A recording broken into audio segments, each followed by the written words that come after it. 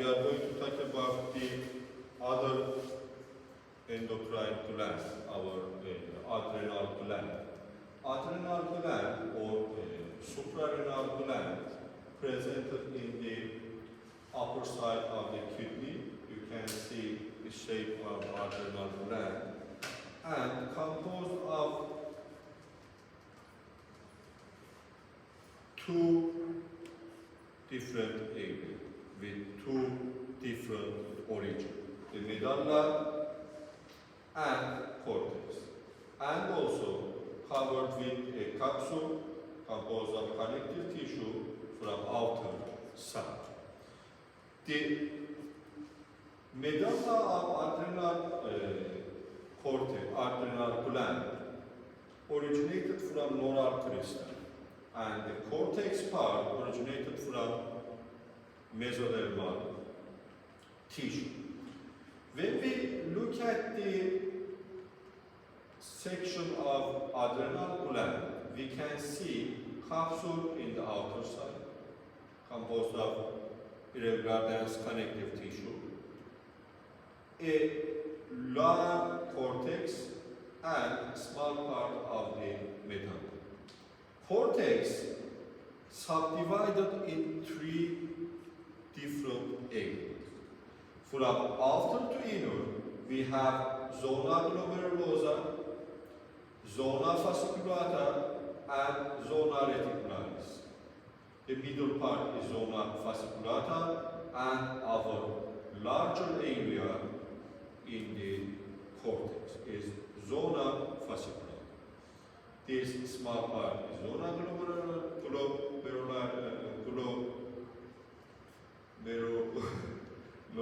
and here is zona reticularis. The cells of adrenal cortex have a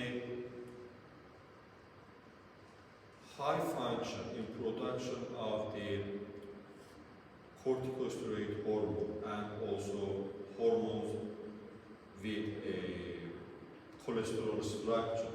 Because of that, the cells of this part have high amount of rough endoplasmic reticulum and not rough, high amount of smooth endoplasmic reticulum, and also high amount of mitochondria. The mitochondria of these cells here have a special form, a round type of mitochondria with round crystals in the inner side of the mitochondria, because here these cells need a lot of energy and ATP, and this type of mitochondria help to produce enough energy to function of these cells. And also, because these cells have a role in producing of fatty type hormones, the cytoplasm of these cells generally filled with fatty acids and also the cholesterol. When we look at the zona glomerulosa, you can see these cells have a role in production of mineralocorticoids.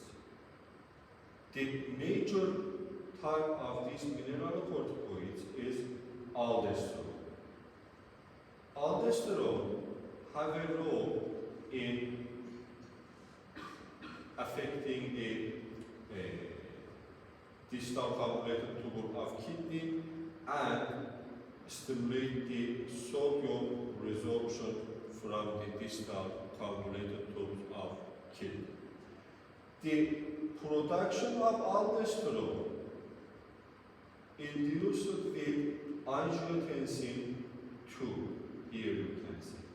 Angiotensin 2 related with the renin-angiotensin aldosterone system we will talk about this system in the kidney lectures. And angiotensin 2 affect the production of aldosterone and related with the concentration of potassium in the plasma and weakly affected by ACTH. Here you can see zona glomerulosa under the capsule, this part, high magnification is this part, and here you can see another staining. When we look at the zona glomerulosa, you can see the connective tissue come into the inner side and wrap the cluster of cells. Here you can see a cluster of mineralocorticoid secreting cells in zona glomerulosa. And this cluster special for zona glomerulosa. In this part you can see that cluster. This part is our zona fasciculata. But here with these clusters is our zona glomerulosa. Can you understand this zone? The major role of this zone is secreting of mineralocorticoids, especially the aldosterone. It's very important. In zona fasciculata, we have cells with secreting of glucocorticoids, especially cortisol. Cortisol is the main hormone which is secreted from the zona fasciculata and affected and controlled with ACTH, which come from the hypophysis. Because of high amount of the fat structures in the cytoplasm, and because of the summit of these fatty structures under the production of histology sections, you can see the foamy cytoplasma or spongy cytoplasma in the cytoplasmic part of the cells of zona fasciculata. Look at the cytoplasmic part. This is because of the role of these cells in production of cortisol. Okay? The cells of zona fasciculata form cords like this. And between the cords, you can see high amount of blood vessels. And in the inner side of these cords, you can see foamy cytoplasma in the inner side of the cytoplasmic portion of cells. This is our zona fasciculata. Don't forget, zona fasciculata have a role in production of cortisol, affected by ACTH, which come from the hypophysis. Zona fasciculata is this part. When you look at under the light microscopy, you can see a little lighter area, that upper side and lower side. This side is our zona fasciculata, and the cells of this side, known as the foamy structure or spongy structure. The inner part of the adrenal cortex, known as the zona reticularis.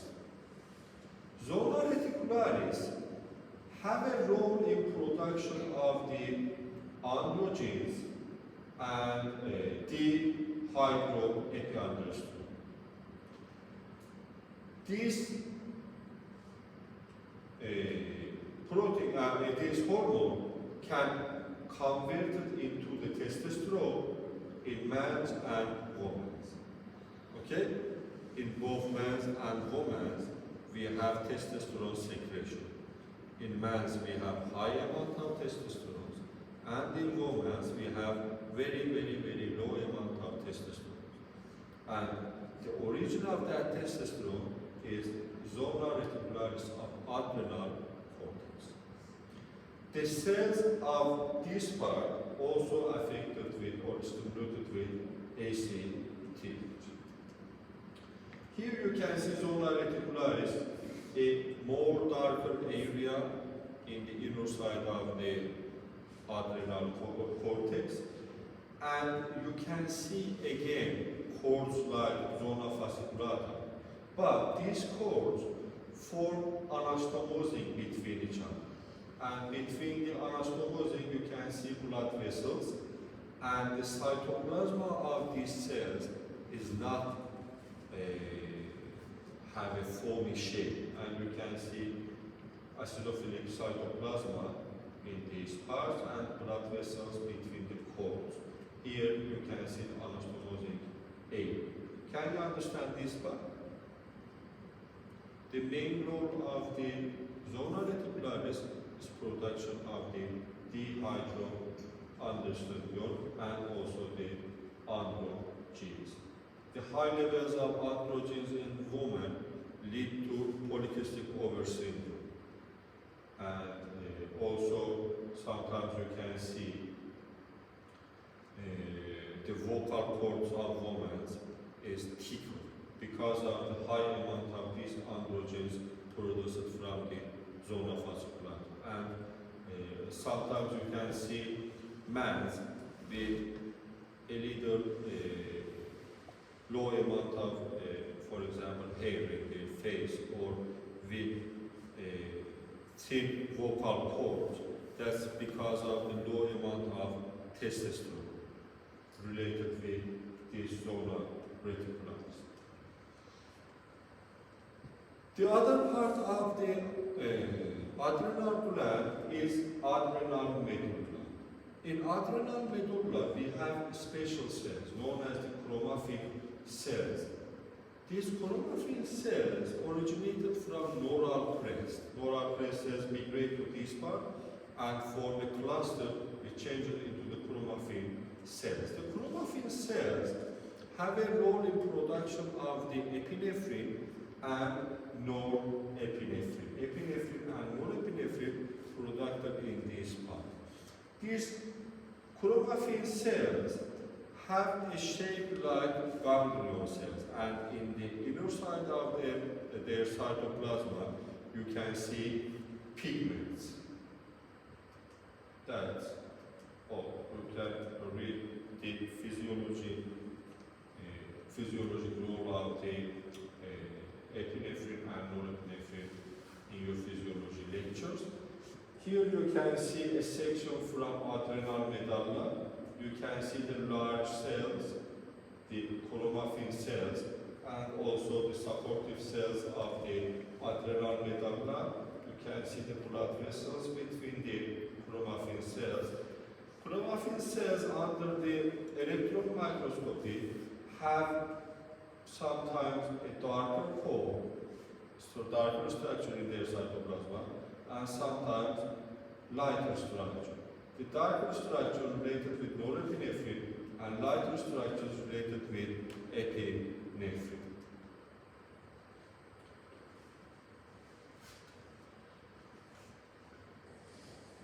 Let me continue with the pancreatic islets, and because it's not a long part. You know the pancreatic islets from our pancreas tissue. As you know, pancreas organ have two different roles. The first role of pancreas is secreting of the have exocrine secreting role with their own acids and pancreatic acids, and also have some islets of Langerhans islets or pancreatic islets have a role in endocrine secretion. In pancreatic islets, we have 3 or 4 major cells. The A cells or alpha cells have a role in production of glucagon. B cells or beta cells have a role in production of insulin. And delta cells or D cells have a role in production of somatostatin. Somatostatin have a role in blocking the function of different endocrine system cells. Here you can see a section from pancreas, and this area is our pancreatic isolates. Here you can see, and this part is our exocrine portion of the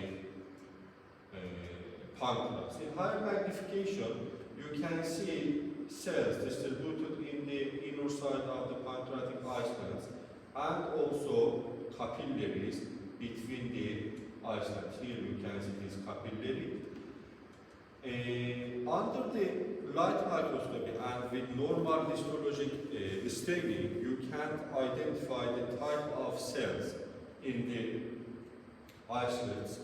But generally, the A cells or glucagon secreting cells present in the peripheral part and beta cells present in the middle side of the isolates. Here again you can see a section of isolates.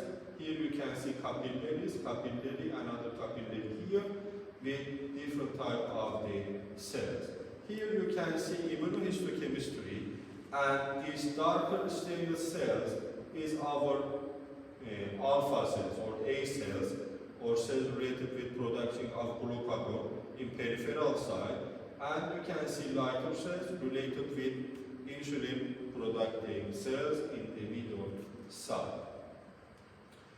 Also, here we have other cells, or known as the PP cells, or pancreatic polypeptide cells, pancreatic polypeptide secreting cells, present between the other cells in low amount. You can see in green, and you can see the alpha cells in peripheral side and beta cells in the middle side. And this part is the exocrine secretory portion of pancreas. Here you can see the hormone production and also the size and function of these hormones in the body. Okay. Thank you for your attention. We will going to continue from this part in our next video.